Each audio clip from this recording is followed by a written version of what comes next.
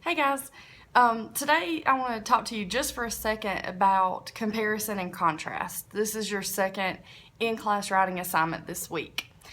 Comparison and contrast is one of those things that is more practical than some of the other things we've written about, mainly because we do comparison and contrast every day. We may have two good options, but we have to weigh them and decide for ourselves which one of these is best for me. So, it may not be that one is bad and one is good, which brings me to my first point actually. You don't want to get into a positives and negatives. This is not positives and negatives. So for this assignment, you're going to choose two things that you would actually have a real decision between and compare them based on two different things. One thing that is similar about them and one thing that is different. So you can see all of this information in the instruction sheet just above or below this video.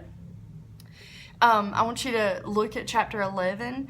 Page 231 is where that starts. They give you some good ideas of places to start. It could be you're choosing a cell phone plan or something like that. So anyway, that's one place to look for ideas. 237 is another place to look for ideas to get started. It may be kinds of pets, and you may not necessarily be a cat person or a dog person. You may like both, and you can tell me a similarity about having them and then a difference about having a cat or a dog. So that's basically how comparison and contrast works. Don't get caught up in saying this one's good, this one's bad. Now, with that said, you do need to have a clear purpose in writing a comparison contrast paper, and it may be to show me that one is better than another. But in any argument, if you're comparing two things, especially in this case like home care versus daycare, you have to be willing to admit that there's a similarity.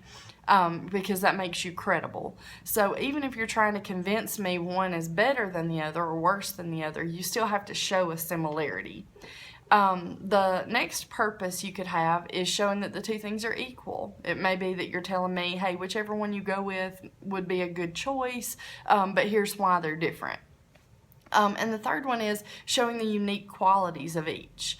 If you have children or if you know any children, you know that they're all special and unique and you love them all the same, but they're not the same. So you could be comparing two children and you could say this is what's similar about them and here's what's different about them. They're unique in their own ways. So those are the three purposes. Transitions are shown on page 257 and 258.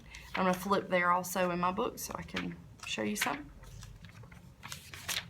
You're going to have to be very careful with transitions in this because you have two different things going on. There will be one portion where you're doing similarities and one where you do differences. So consult those two lists and make sure that your transitions between the similarities and differences are very strong.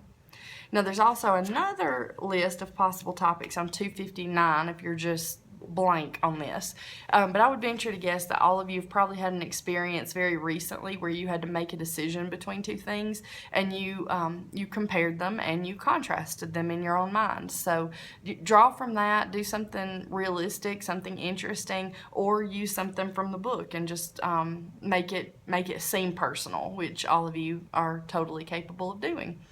The Dropbox will be available underneath the video, and all of this is due by Sunday. So good luck.